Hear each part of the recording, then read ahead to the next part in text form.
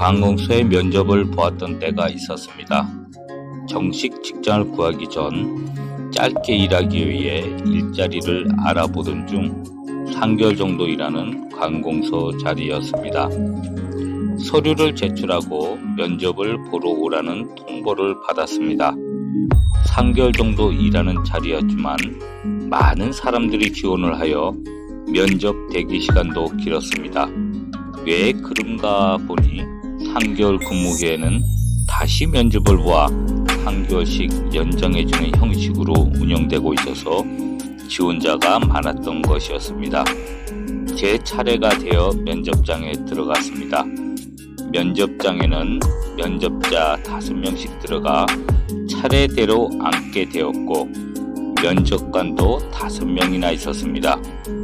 면접관의 통상적인 질문이 시작되었습니다. 자기소개, 업무 능력, 성격의 장단점 등 일반적인 면접 질문이었습니다. 이렇게 질문과 답이 진행되던 중 한 젊은 면접관이 나이 드신 남자분에게 이런 질문을 하였습니다. 입사를 하시면 어떤 사명감으로 일하시겠는지 말씀해 주세요 라고 질문을 하였습니다. 이 질문을 들은 저는 속으로 3개월 정도의 일에 사명감까지 있어야 하나 하면서 이 남자분이 어떤 답을 할지 궁금했습니다. 이 남자분은 질문에 대한 답 대신에 부인도 있고 자식도 있는데 직장을 잃고 집에만 있다가 다시 일을 해보려고 용기를 내어서 나왔다며 울먹이는 목소리로 뽑아달라며 애원하는 사정을 하였습니다. 이 남자분의 얘기를 들으면서 3개월 정도의 일에 사명감에 대해 질문을 하는 20대 말이나 30대 초반 정도로 보이는 젊은 면접관의 질문에 대하여 조금 화도 나고 이 남자분에 대하여는 측은하기도 하면서 감정이 여러 형태로 왔다 갔다 하였습니다.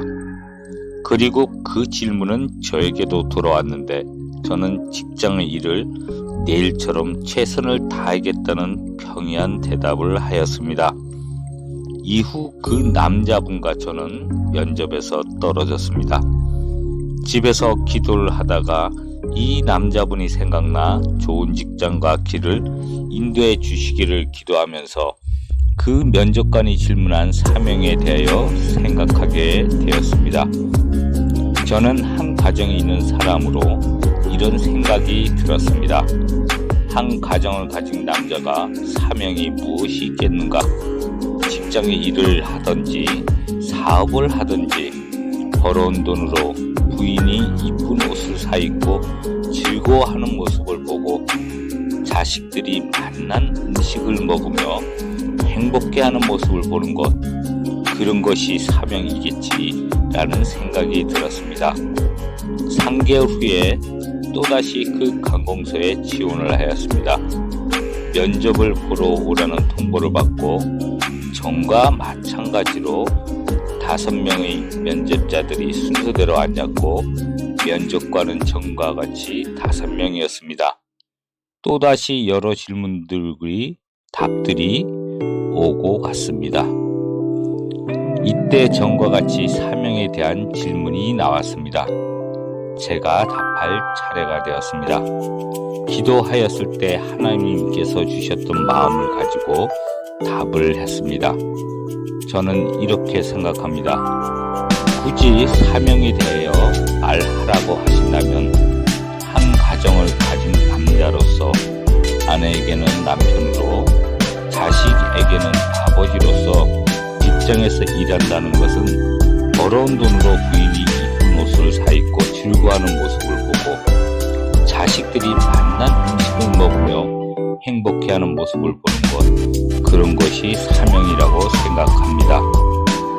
답을 한 후 꼭 하고 싶었던 말처럼 속이 후련하였고 하나님께서 누군가에게 전하고 싶었던 말이었을 수도 있겠다는 마음이 들었습니다. 사명에 대하여 답을 한 후 면접관 5명이 동시에 고개를 숙이기 시작하였습니다. 왜 저러지 하고 생각하고 있는데 사명에 대하여 질문을 하는 면접관이 수전해지네요 라고 말하였습니다.